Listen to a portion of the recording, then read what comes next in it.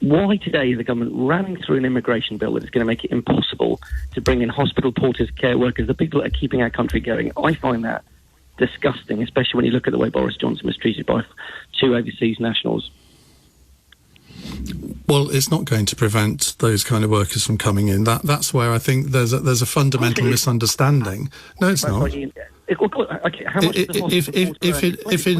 if 25,000 is the limit, Ian. How many hospital porters earn 25,000? How many if in any sector there is a shortage, then they revise the points. It's as simple as that, just like they do in Australia. But why would we do that at the time we've got 30,000 nurses shortage? 30,000.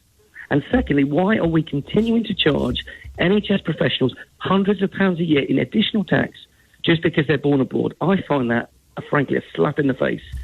Do you not? Don't be so ridiculous. You're using emotive language here.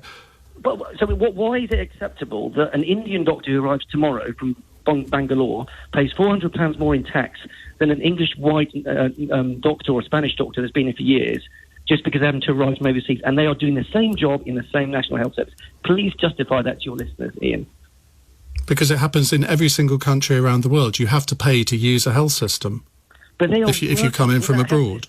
They are saving lives. Yeah, I know. Every single day. Well, I mean, again, you're using this emotional language. If a British doctor goes to work in Germany, do you not think a British doctor has to pay the same kind of fee? Not at the moment, they don't, because we've got free healthcare in Europe. That's the whole point. All right, well, okay. Well, in India, then, do you not think that a British doctor who goes to work in the Indian health service would have to pay a fee to use the Indian health service?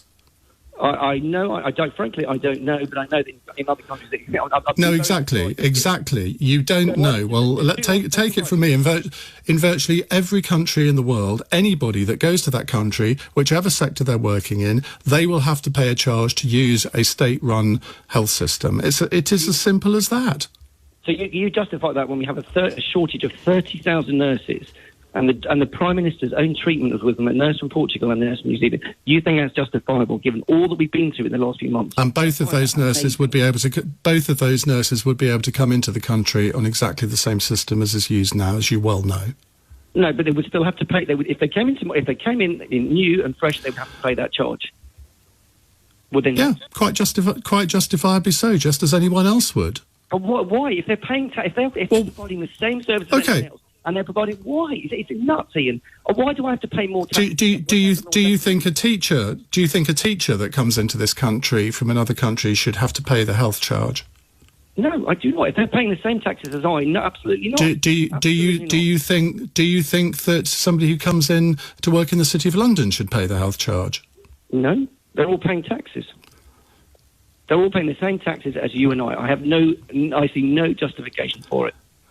Yeah, but they haven't paid the taxes in the past, though. We all pay taxes for all of our lives, and therefore, when we need the health service, therefore the money's there. They haven't been paying into the health service all their lives. They've only paid from the day that they start working in this country. So, I mean, it is partly an insurance-based system, so therefore you can quite understand that there should be a charge.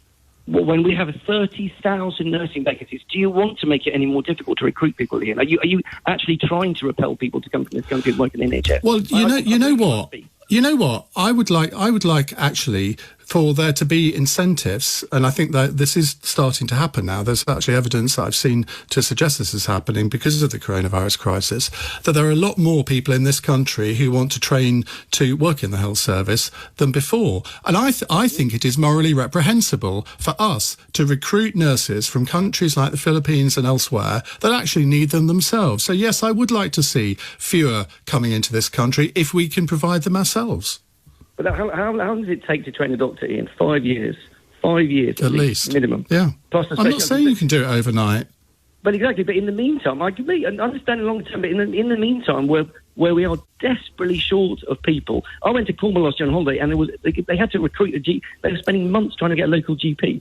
months, and they couldn't find anyone. Well, Are you seriously suggesting we could continue to charge that person when they spent months and months trying to recruit them to use the service they work in? I cannot fathom that. I don't know any other organisation that work like that. It's bizarre. Well, let me let you into a little secret that the French health service lacks nurses, the German health service lacks nurses and doctors as well. We are not alone in this, but the long-term solution is to train them in this country. Chris, thank you very much. Come to more of your calls.